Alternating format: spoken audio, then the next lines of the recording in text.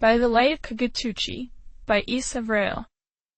This Shin Megami Tensei Nocturne fanfiction is rated for mature audiences. It was published in 2018 and has 223,171 words. This audio adaptation is authorized by the original author. A quick summary. The sacred light of Kagutsuchi is the power of creation. However, any who beholds its brilliance for too long will go mad, leaving the ordinary behind. Another law of the world's rebirth is that only humans can bear the seed of reason. Any human who beholds the sacred light of Kagutsuchi is capable of this. But the gods and demons who are awakened by conception will tip the scales of the balance of reasons. A strong will bear a strong reason, but a powerful interest from demons can empower a weak reason. From the Scriptures of Miroku, Passage 5. Should this theory of Lucifer's error come about, the demi-fiend will be a powerful weight to break the balance of reasons.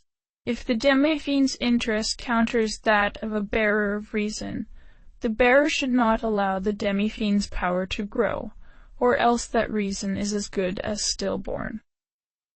From the Scriptures of Miroku, Passage 13. The whir of the terminal invited silence, muffling the minute hum of electricity and the mundane sounds of two people. This room was a haven from the modern cacophony outside the hospital.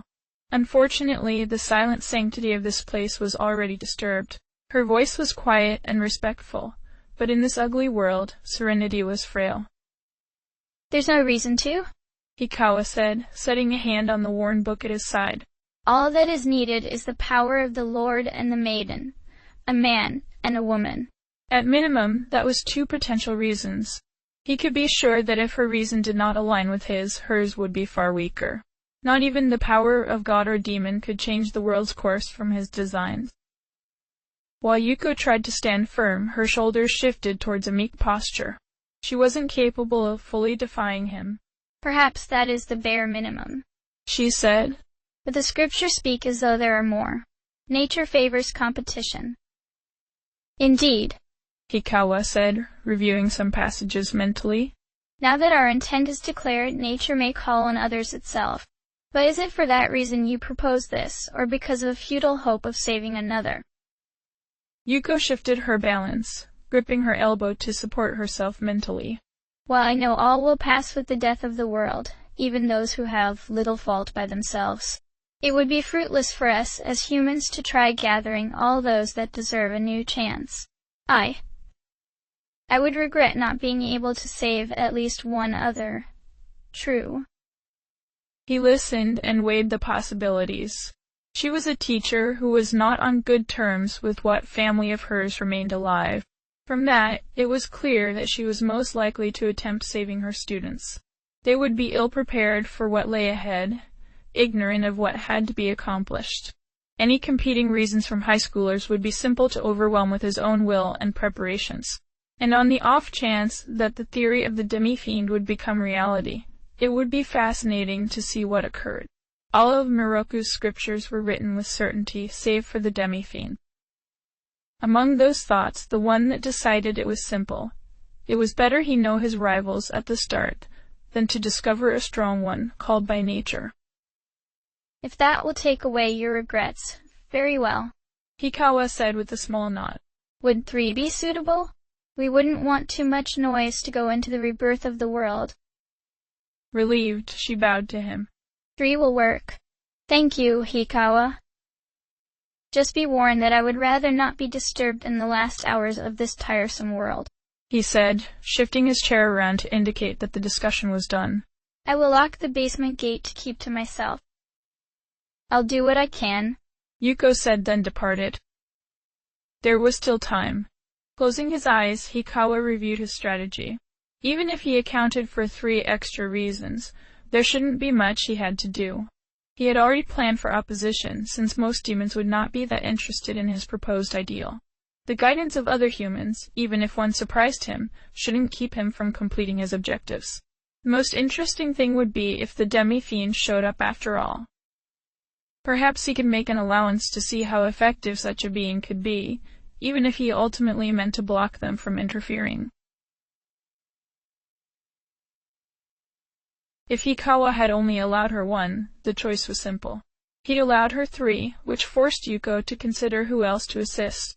They had the guidance of the prophecies, and yet she wasn't entirely sure what they would encounter in the process of giving birth to a new world.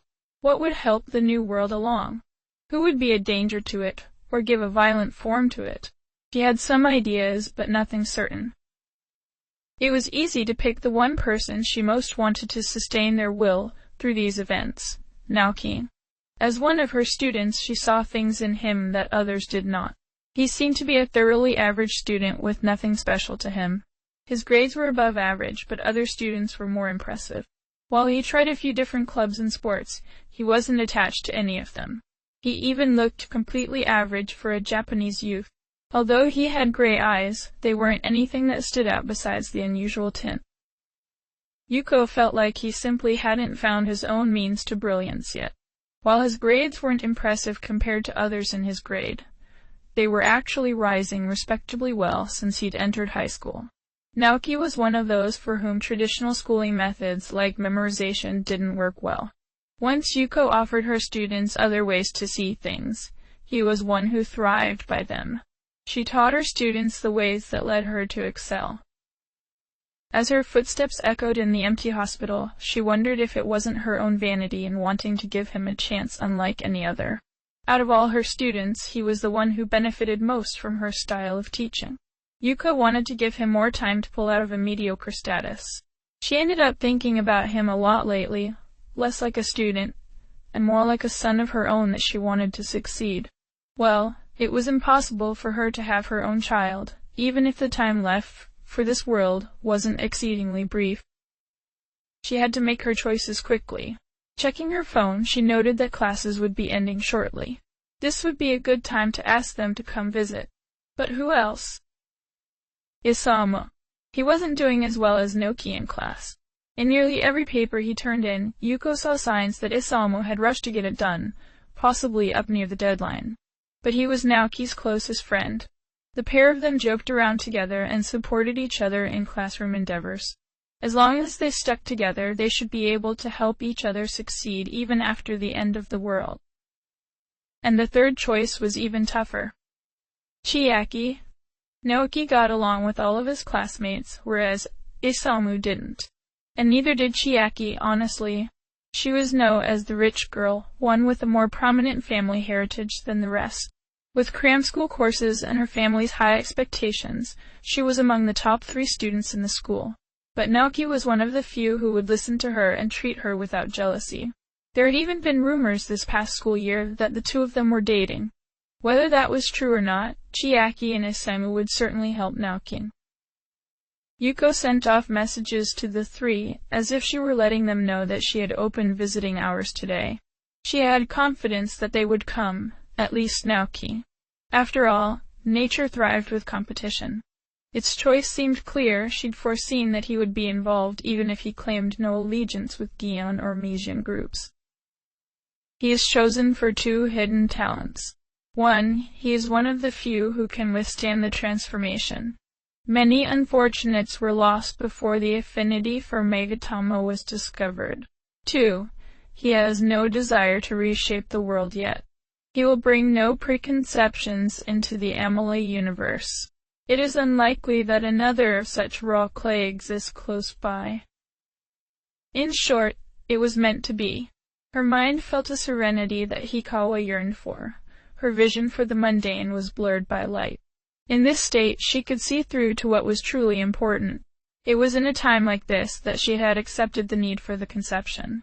She was in the hospital room that she'd been resting in, preparing for this day. While there should be no one else besides her and Hikawa here, someone approached her. Observing gray eyes stood out to her, still searching for his way in life, pure and unmolded. Yuko told Naoki what was important about what was to come. It felt necessary, as if someone expected this. Ms. Takao was perfect in Isamu's eyes. She was intelligent, she was caring, she had a voice to die for. She dressed modestly, but it gave her an elegant air. On top of all that, she had all the characteristics of a warm, faithful housewife, that modesty, that caring, her integrity, her subdued charm. She was the ideal kind of woman who'd take care of a man and not complain. And he must be getting close to breaking the student-teacher barrier between them. After all, she'd just sent him a message saying that she wanted to visit with him at the hospital she was in. Wasn't that a clear sign of interest, thinking of him while in a low point of her life? She had invited 2 others, true, but Isamu was pretty sure that they all must have been picked out as something special. They were the first to visit her from their class, after all. The other students in the cram courses are so competitive that it's sickening, Chieki said. This street by the hospital was not as busy as others, leaving fewer competing noises. Always trying to prove their worth, and they're not beneath using others' work to their advantage. If Ms. Takao can clue us in on specific subjects in the preparatory tests, I won't have to study blindly and have them tease me for worthless knowledge. Yeah, sure, Isamu said, mostly because she got annoyed if people didn't agree with her. Chiaki always acted like the world should revolve around her. He'd rather be chatting with Naoki since he could talk more openly then. Rather, he could plan better how to win Ms. Takao's feelings with this visit. Chiaki would think it was dumb. Naoki would listen and help him out, which was great. Ms. Takao always acted nicer when he was around. If he could know anything, Isamu would want to know why she reacted that way to Naoki and not himself. Isamu was working on charming Ms. Takao. Naoki denied he improved her mood even when he did, and wasn't trying at all. Why was that? And even if they were best friends, it was important that Naoki not get a clue and try taking their teacher for himself, because he would probably succeed while Isamu had failed to catch any special attention from her. Well, special attention that wasn't sending him off to detention or reprimanding him. But even when she scolded him, Isamu felt no cruelty from it. She was strict because she cared, which made her all the more attractive. Isamu, Chiaki said, getting his attention. What do you think of that? What now? He asked, trying to brush it off as not embarrassing. She still sighed. You really weren't paying attention. I'm talking about having a study group with you and Naoki. It'd be more interesting that way, plus you both could really use the extra push. Isamu waved it off. Hey, we get enough studying in school as it is. I'd hate to have it overtake my free time too. Don't you ever think about your future? She shook her head. If you keep being lazy now in this critical time of our educations, you're not going to get anywhere in the world. You're already risking it by not taking extra classes. I'd rather enjoy this time before the grind that comes with being an adult, he said. Although, would that impress Ms. Takao? She was a teacher, and it'd be nice since he hadn't seen Naoki much over break. Hopefully he hadn't gotten too absorbed in the weird occult stuff he'd been reading last year. Naoki might make it more interesting, so maybe if you don't start draining any potential fun out of it. As long as it gets you studying, there might be a fun way, she admitted. Speaking of Naoki, I wonder what's holding him up. I know he has to take a different train, but he could have arrived at the station before us. It might not be his fault, Isamu said while she got out her phone. I just hope an off-schedule train doesn't hold him up too long. Because this visit would get boring or awkward if it was just him and Chiaki. It is interesting material, but sometimes you seem obsessed. Given what's already happened, you ought to be more careful. Hijiri was being careful, but this was a time to act. Occurrences were lining up in worrying patterns, a wealthy member of the Gian cult going rogue, a hospital in a key location closing up without warning, the musician cult going on high alert also without warning, otherworldly artifacts being seen in proven incidents. If things went as he suspected, there was a strong possibility that the world could end. I've seen it all before, a higher cycle ending by narrow vision mortals. It must be witnessed and recorded. Around him, pedestrians walked along the streets without such worries on their minds. It was regrettable but understandable. Even his editor didn't fully believe it was possible. True, it might not be the true end of the world. It might just be an elaborate ritual that was only meant to intimidate Hikawa's enemies. But that man seemed serious. If Hijiri could see the scene in Yoyogi Park, he could estimate how real this was and how soon it could be. The earth knows it's dying. Unconsciously, I feel the pains of the lethal wound. It's coming, I must know. He had a kind of instinct for supernatural phenomenon, something Hijiri couldn't explain. It was like he could smell a fake before he found evidence to prove the scam. However, he didn't have much for such powers himself. There were secret societies of demon summoners and the like, usually connected to and controlled by the Gian elite.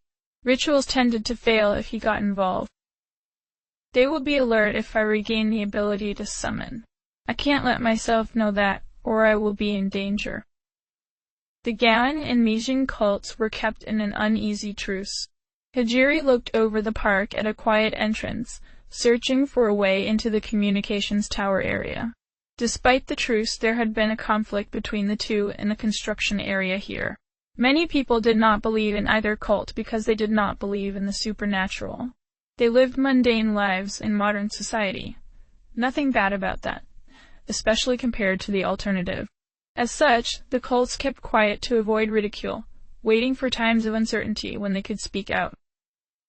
Then why did they risk a large conflict that had to be covered up by police as a riot? He'd heard talk that both cults wanted to be rid of Hikawa. But of course they wouldn't work with each other. Hikawa was a corporate executive who commonly used cutthroat tactics in business. He could easily trick those after him to fight each other. But would it be enough sacrifice to trigger an event like the conception? It was. This is the time to be alert and witness. As I must. Someone was approaching. Hijiri turned around, readying a calm reply to a question of why he was here. As a reporter, there were many people who would accuse him of being nosing. But this was no police officer. It was a high school boy who looked like an ordinary teenager. Hijiri's senses still triggered around him. Some power was watching this boy like a game piece for a board that was still being set up. He's important. I can't tell how, but he's important. While he was gathering information, Hijiri didn't have a particular person he was gathering it for right now. But he had a feeling that this boy might just be a person who'd need his kind of information. That was only emphasized when he mentioned on the phone that he meant to meet someone at Shinjuku Medical Center. There might not be time to establish each other's contacts right now, but the gesture should be started. If I could advise him based on all that I've witnessed, that would be the help he truly needs. But I can't. I have to make do with what information I have in this lifetime. When visiting someone at the hospital, the sensible thing was to ask the staff in the lobby where the patient was. The desk bell's chime filled the room so that anyone should hear it tear. No one answered. No motions or sounds came from behind the receptionist window. I thought the annex was closed, not the main building, Ysavvryl said, glancing above where windows into higher floors could be seen. If the hospital was closed, they should have put a sign on both entrances. Chiaki said. There had only been one car in the parking lot, she recalled. The staff might have taken the train here, perhaps the patients too. Still, there being just one car was strange. Was there really no one here? After a moment, Ysavvryl pulled out his phone. Her message does say Shinjuku Medical Center. Not a room number, though. Gah, and the reception is terrible here. We should look around for Ms. Takao. We don't know where to start, she said. Searching a silent hospital like this wasn't a pleasing prospect. There might not be anyone here, but there might be a good reason no one was here. Like a supervirus or malfunctioning equipment, the lobby would be the safest place, if any place in here was safe. If they could just find someone who worked here, it would all become clear. Well, it doesn't make sense to just hang around doing nothing, Ysavvryl said, stepping aside. I'll go check out the halls. Fine, if you can't wait a few moments to see if someone comes here, Chiaki said. Although to herself, she was glad he took off. She didn't see why Naoki picked him as a friend. Isamu was a male idiot of the worst sort. When they had group projects in school, Naoki was the one who could keep things peaceful between them. Otherwise, Chiaki wouldn't speak to Isamu at all. Why was he late? Once Isamu was gone, she took out her own phone to message Ms. Takao.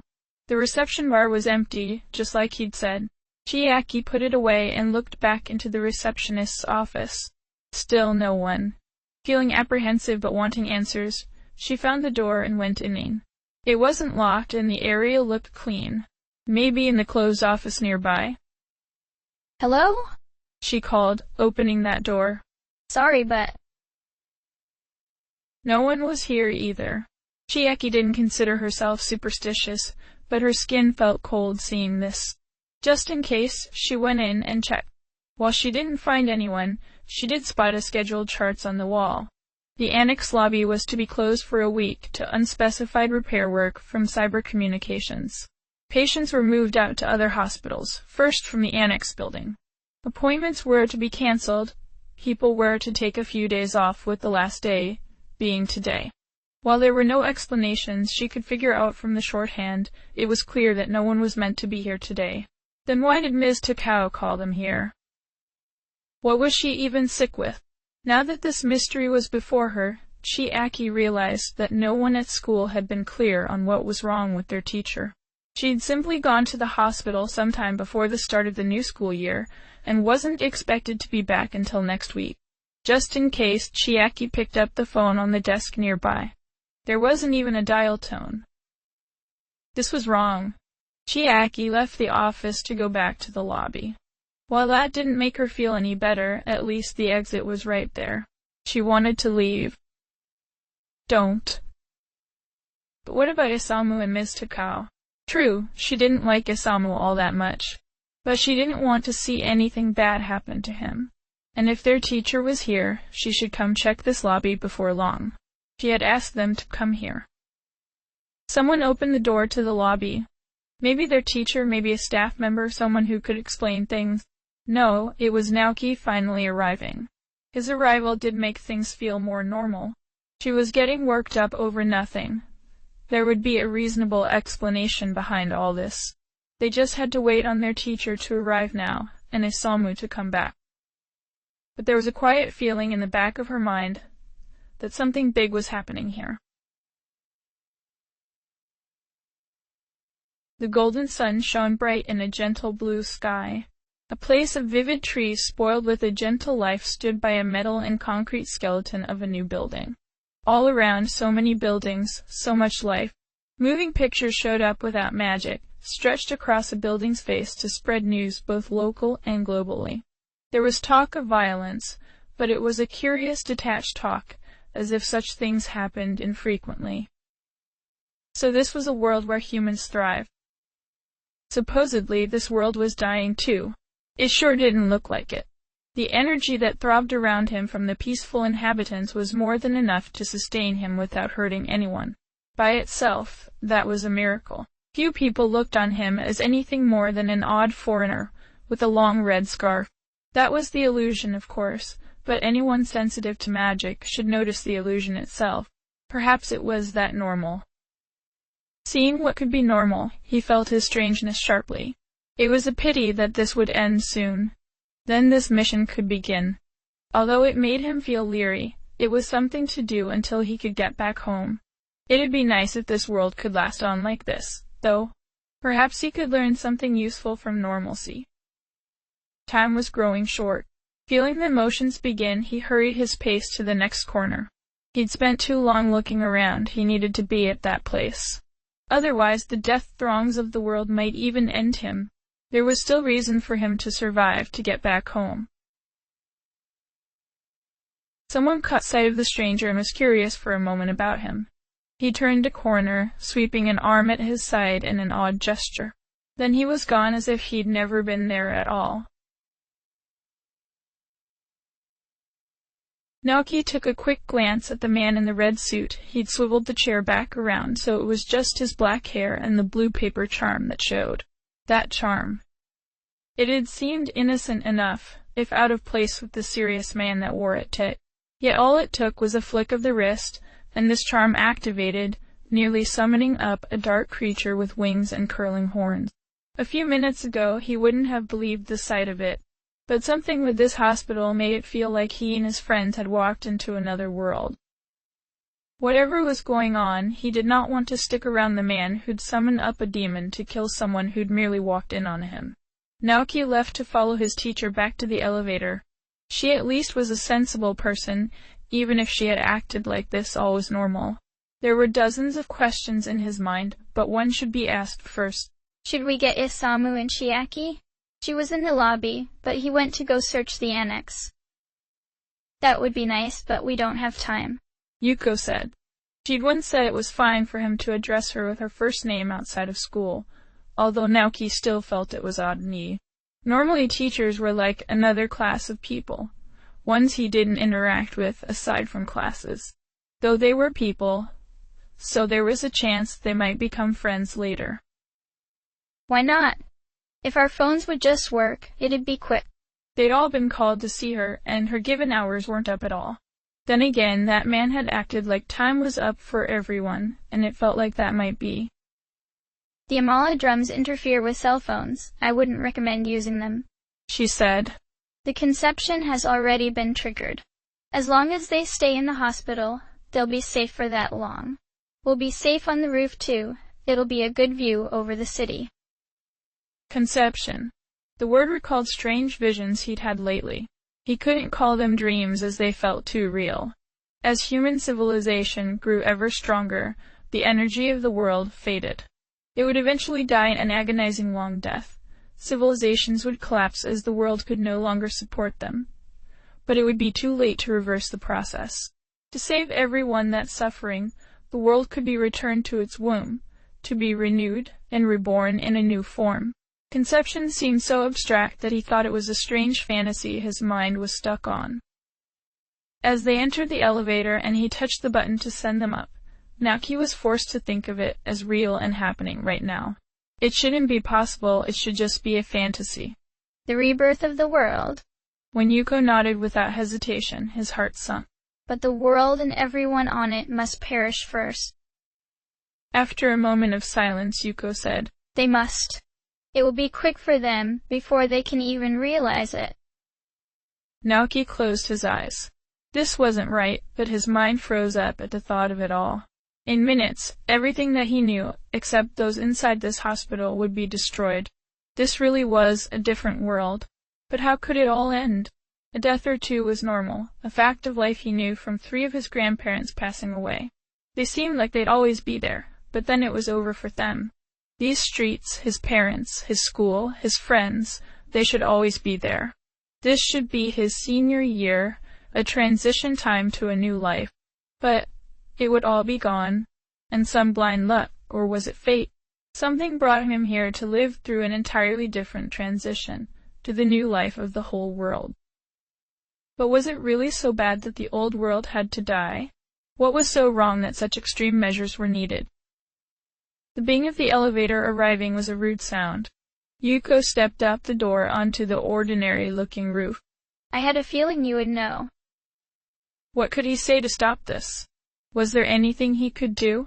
It was just some crazy thoughts in my head. Nobody told me about it, and I didn't tell anyone. Maybe he should have, but it was all too easy to dismiss as a weird fantasy in his normal life. I just had. His mind still held back, not wanting to admit to strangeness. Dreams. Maybe you could have had a future as a visionary if that's true talent, she said. But this will be our new reality. I feel like, no, I know that you will find your way in spite of what's to come. Still, we all may be separated by the chaos. Look for me in the world to come. I can be your strength. When that time comes, I will tell you everything, including my true feelings. This was an uneasiness that was easier to understand. If Isamu was here, he might have died of jealousy from those words. Naoki didn't feel the same way, but he was briefly grateful that the others weren't here. Chiaki would definitely be protesting that this couldn't be happening. For himself, he didn't want to accept that this was happening. But he knew it was. Who thought he was worth warning of this? Just Yuko or someone more? Naoki, good luck, Yuko said. Naoki gripped the chain-link fence that kept them from the edge. The sky was shimmering. Seeing that there was really no time for anything, he replied. You too, Yuko. Black lightning tore through the apparent peace. Buildings crumbled as the land crumpled up to surround them. No, surrounding a bright blue star that was still forming. While the world changed incomprehensibly, that light swallowed him right up. Not long after, Naoki was in darkness and agonizing pain.